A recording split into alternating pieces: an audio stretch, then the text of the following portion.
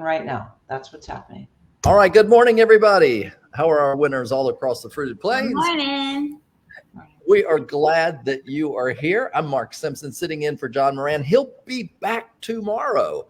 And as always, we have Julie Morris from Scottsdale, Arizona. How you doing, Julie? Morning. Good. Doing well. And Destiny Powell from Navarre, just down the road where I'm sitting in Destin. I'm sitting in Paul Dominich's office. You can see all of his core values here. And we're talking about winning. And I'd love to know where you're winning from. Go ahead and comment down below. Make sure you like it. It creates virality for the show. John will appreciate it. So make sure you like it and like throughout the show. If Julie says something great, and she always does, or Destiny says something amazing, as she always does, and sometimes I might throw out a little nugget. Go ahead and like during the stream, but go ahead and comment. I want to know where you're winning from. I want to know where we're talking to people. So in this, what we are talking about today is don't settle for less when you can have more. You know, real estate's an interesting world. It's an interesting profession. And it's a profession where we can decide by our own determination how much we want to earn. Now, I will tell a quick story, if that's possible. When I was growing up, I loved basketball. And playing basketball, I was never a great player. I lost my left arm when I was 9 years old, left hand. I still have part of my arm when I was 9 years old, but I still played basketball. And I played basketball up until or through my sophomore year in high school. Now, I wasn't a great player, but I was a good enough player. And as a good enough player, I think I was worth a quarter or two. And that's what I typically played. But in my sophomore year, where the coaches, their wins and losses determine whether or not they keep their job, I rode the bench because somebody else, the coach, prejudged what this one-armed kid could do. And I remember being so frustrated because my heart was in it. I wanted to give so much, but I rode the bench. The last game of the season, the coach put me in with a couple minutes left. I stole the ball 3 times, had 2 assists, scored 6 points, and he came up to me afterwards and he said, "Man, I wish I'd known that sooner. I would have played you a lot more, maybe next year." And I said to the coach, "It's not going to be a next year." And he goes, "What do you mean?" I said, "I'm going out for wrestling." And he goes, "Why wrestling?" And I said, "Well, if there's a guy my weight class, the coach is going to tell me to wrestle off. And if he beats me, he deserves a spot. But if I beat him, I'm tired of you determining what I'm worth at my playtime." And I went on to wrestle, and I wrestled varsity every match. I was 1 match away from going to state my senior year, but it shaped in me a mindset that I do not want anyone else determining my worth, my playing time. And so when we look at this whole idea of winning and settling, the beauty of real estate is we get to decide, do we want more or do we settle for less? Real estate's not a job. If you think about it, a job is a place where they pay you just over broke. That's what job stands for. Just enough to get you to take it, but not enough to fulfill all your dreams. And so in a way, you're trading stability or consistency for a shrunken dream circle. But that's not the case when it comes to real estate. You get to determine. Here's the challenge. Real estate's simple, but it's not easy. The grind, the learning to discipline the disappointment through the process, where you're going to get far more no's. You're going to get far more pushback than you will get the yeses. But those who say, I'm going to push hard, are the ones who succeed. So in that, I do want to say good morning, sunshines. How about that? Victoria Pope from Crestucky, Crestview. We've got from Defuniak Springs, Kevin Goolsby. We're glad you're here. And John, I'm glad that you agree. So when you think about that whole idea, Julie, of not settling for less, and you get to determine by your push in real estate, you've been doing this a while. What are your thoughts on this? So the reason why I'm attracted to real estate, and I think the reason why a lot of people are attracted to real estate, is because you are your own boss, and that's the pro and the con. You hold yourself accountable, or you find like-minded people to hold you accountable, and hold yourself capable is another way. That's a Darren Hardy word, but um, that's why I came into real estate, because once you figure out the couple of things that you like to do that you're good at and you just do more of it, there is no limit. And I know people say that in an up market and a down market, the sky's the limit. The reality that is that's true. There's nobody holding you back except for you. Yes. So, get in front of more people, and you'll have all the people who are not good at it give you all kinds of excuses as to why it doesn't work, why, that won't work. Great. Keep giving me the excuses. Make it easier for me. I'll go do it. I love it. I see a lot of times the way I envision this, and I was speaking to about 8, maybe 10 realtors yesterday, beginning realtors. And I said, this is a lot like a football field. Your goal is to get to the goal line. And sometimes the drive is an easy drive. You just make an end run and you get it, and it's just a straight shot and you're into the end zone. You don't even have to break tackles. You just had a clearing. And there's other times that you get to the goal line hard fought, 3 yards at a time, 4 yards at a time, losing thing. And it pushes and it takes time, but you finally push through and you get the points, same points. But you decide if you cave on the tough drives or if you push.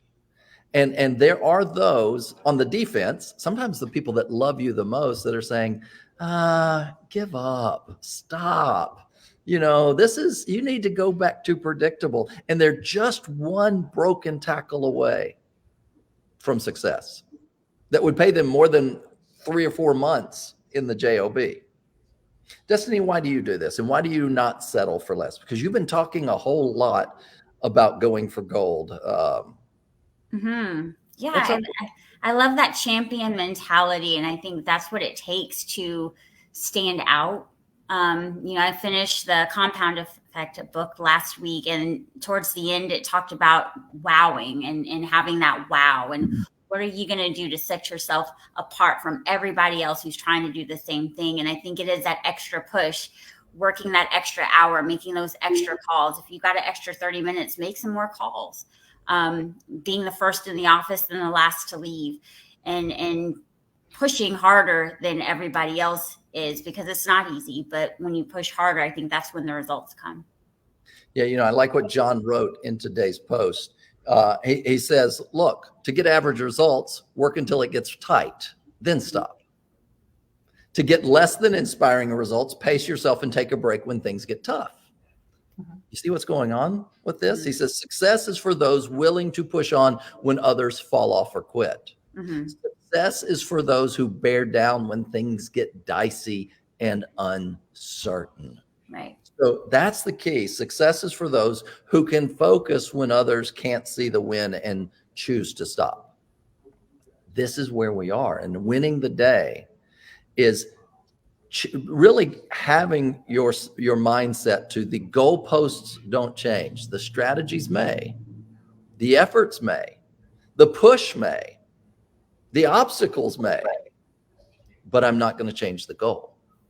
And I'm going to do it sometimes, throwing my whole body into it to get across that finish line. Julie, why do you think a lot of people settle for less? They shrink their dream circle instead of expanding their opportunity. A lot of people are their own problem. You have to do things that scare you from time to time. You have to do things that expand your mindset, and you can set little goals. One of the things that I do for my nieces and nephews, and a lot of people I meet, to help expand the mindset and get them outside of a fear factor, is whenever someone turns 18, I take them skydiving. Oh, and wow. So this past Saturday, I took my 2 nephews skydiving. One just turned 18. One turned 18 last year, but he had knee surgery at the time. So we went skydiving, and everybody in my family knows that it's coming. So there's no shrinking back from it. And it's the rite of passage. It somewhat is. And I've taken my dad, my brothers, I've taken friends, I've taken clients. But the thing is when you do something that scares you, it expands your mind and you realize I can do more than I thought I would. So do something every day. If you think I can only write 2 notes, I can only make 5 calls, make 6, do 1 more. I'm not going to read. No, read 10, instead of saying I'm going to read, for X amount of chapters or books or whatever, say I'm going to read 10 minutes a day and then read for 11. Just do 1 more every time. Do 1 more, and you'll start to experience that your mind expands and that you can do more. So, I do have to say, when the scripture says, lo, I am with you always, he doesn't say hi. So, no, as long as you're not throwing in a bull named Fu Manchu for the skydiving followed by the bull, I might be up for that. Destiny, I know you've talked about wanting to skydive. I do want to do it. I do. Got to get a little group together, but I'd like to go. All right. I mean, a tandem jump, there's next to no risk. Your chances of getting in a collision with the car are 1 in 93. Your chances of a bounce in skydiving are 0.0004. That's 4 zeros on 4. So, hey, there we go. Go jump. And you have a backup chute. You do have a reserve, which well, a different day, a different story. I ended up using this past Saturday, but that's a whole nother story. I heard about this guy that wasn't real bright, and he was told, here's what you're going to do. You're going to jump out of the airplane. You're going to count to 10. You're going to pull the cord. Your parachute's going to come out. If that doesn't, reach over. There's the backup parachute. You pull that. It will come out. When you land, there'll be a truck to pick you up. So the guy jumped out, counted 10, pull it, nothing. Second, he reached over for the spare chute, pulled it, nothing. And they heard him as he's going by saying, I bet that truck's not going to be there either. So So let me ask you something. All of you, Victoria wants to go parachuting as well. Let's go. Do it. Expand your mind. So I will tell you, I got in one of the skydive booths, the air tunnel and everything. It's a lot more difficult holding your body. It's not just kind of jumping. You gotta to be in symmetry. Because when you pull it, you turn. So you got to be in symmetry. Maybe that's why with having one hand, you might have a little challenge with that. I might just need to compensate. You'd have to compensate for that.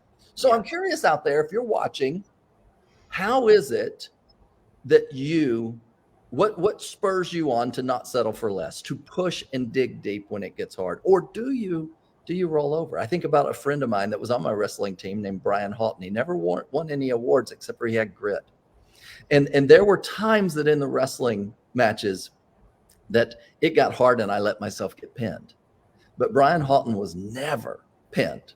And he would contort his body to points that I thought he would have his neck broken, but he was like, I will not be pinned. He was beaten often, but never pinned because of that determination of I will not. You may beat me, but you won't conquer me. And I think that that's what you have to do. There are times when a real estate deal will beat you, but it doesn't have to conquer you. Destiny, why do you not settle? I hate the feeling of defeat. I've never played sports. I've always wanted to, but I'm just not good at it. I've never been naturally good at sports, but I have a very competitive spirit and I hate feeling defeated. I hate feeling like I let myself down. And so for me right now, I'm in competition with myself. And when I feel like I didn't do my best this day or I could have done more, I feel so defeated and I hate that feeling. So I got to go hard each day and do my best each day so that I can feel rewarded and proud of my day. Well, I want to say something to you as you're out there wanting to win the day. Here's what I want you to know. And I'm going to parallel it with training for a marathon. I always tell people in any given day, you can do 3 times your max distance if you have to. If you say that again, you kind of cut out. You can do 3 times your max distance if you have to. Now, it's not going to be pretty. It's not going to be comfortable. And you're not going to feel great the next day or days. But what I want you to know in that is you're far more powerful than you give yourself credit for. The question is am I willing to embrace the discomfort of the moment for the results of that glory? of that success. And that is what you have to know, is you have more in your reserve tanks than you realize. And it's sad that so many people will live that life untapped. And as one person said, I guess it was Jim Rohn, he said, the tree grows to its full extent. The fish grows as large as it can. Everything in nature, except for humans, grow to their max capacity. Except for humans choose to expand or not. As a former pastor of mine said, man is the only creation that God didn't complete. Each day we're choosing how we will complete that creation. So we get a choice. Jesse says, when you've settled so much that you get tired of it and realize it hasn't served you or the ones you love, that's when you start digging deep. Mm-hmm. So how do we win the day? What are we going to do to win the day? One, I think it's set your sights on the goal. And you've got to find, as my friend Paulie, whose office I'm in, says, that why power more than the willpower, the deep down reason why that you're willing to say, I will not be pinned. I will not quit. I may have to, it may take me longer, cost me more, require more effort, but I'm going to make this happen. Then you're beginning to be in the place of, I will not settle. I will push. Julie, what do you think? I would say, for most people, it's all you. So to make that more clear, change your mindset, and you must have a vision of a goal. Write down 2, 3, 4, take 2 minutes right now and write down the goal that you want to reach. Because if you have a clear vision, your decisions are easy. Yes. A clear vision makes your decisions easy. And then the other thing I would say is try to make your statements positive, especially to yourself. So for example, instead of saying, don't forget to do this, say, remember to get milk at the, don't forget is a negative. So say things in the positive and try to be aware of that yourself. Positive mindset for yourself. I love that. And Julie, if I may, I would say, find the goal you must, not just want, but I must achieve. And now you're into what's really driving you. And just a little tip from neuro-linguistic programming. If you state your goals as if you already have it, and there are those that say it, your unconscious mind says, oh, I've done that, checked it off. You want to state it as something you're becoming and growing into. So there is a gap, because your unconscious mind hates the gap and it will look to bridge that gap. If you already see it as already done, instead of you becoming in a disassociated way, it's out there and I'm moving into it. So you've got to see it not through your own eyeballs, but observing yourself where your unconscious mind goes, oh, that's out there, I got to go get it. Then you're actually tapping into your unconscious mind that will move toward becoming, rather than settle for, I've done it in your and don't give yourselves outs. Don't give yourselves opportunities to get out of it. You're swimming towards the shore and you have to make it. You don't have a life jacket. I have to make it. My kids are on the other side. If I don't make it, they're without me. Give yourselves, real goals where I have to make it. Not opt, no jumping out. No, I'm going to quit at this point. No, just keep going. I must. Olivia says the difference of being convicted versus consistent. I think you got to be consistent, but convicted is I will do it no matter what. I'm not sure what the opposite is of convicted, maybe druther wish. But through that, you do have to be consistent to follow through and make that happen. And I would say thank you, Olivia, for saying that. The last three words of your post right there is something that I put on whenever I have a goal that I must achieve. I have NMW, no matter what. I love it. I like it. All right. So what are your NMWs? Destiny, bring us home with this. Help us win the day. What is my NMW? Yeah, or what do you want to leave everybody with? Marching orders to win the day.